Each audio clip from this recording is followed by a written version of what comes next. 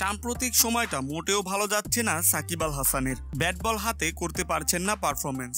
গত ওয়ানডে বিশ্বকাপের পর থেকেই মূলত নিজের চেনা ছন্দে নেই সাকিব আল হাসান। সবখানে এই অলরাউন্ডারকে নিয়ে হচ্ছে তুমুল সমালোচনা। তবে খারাপ এই সময় বন্ধু তামিমকে ঠিকই পাশে পাচ্ছেন সাকিব। ক্রিকেট বিষয়ক জনপ্রিয় ওয়েবসাইট ESPN টিকইনফোতে তামিম এবারের বিশ্বকাপে নিয়মিত এক অতিথি। নেদারল্যান্ডের বিপক্ষের ম্যাচের আগে হাজির হয়েছিলেন দেশ সেরা এই ওপেনার। সেখানেই আলাপ চলাকালে জানালেন সাকিবের সমর্থক সম্পর্কে।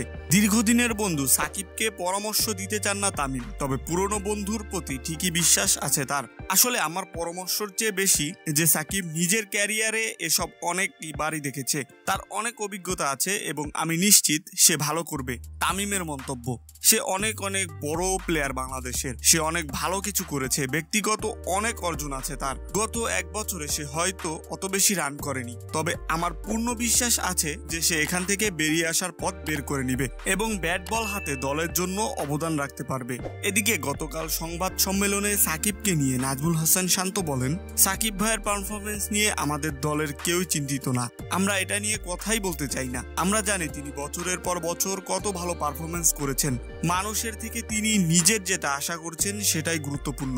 তিনি কঠোর পরিশ্রম করেছেন, আমি বলবো না তিনি কামব্যাক করবেন। তিনি ভালো অবস্থানেই আছেন, আশা করব কালকে আরো ভালো পারফরমেন্স করতে পারবেন।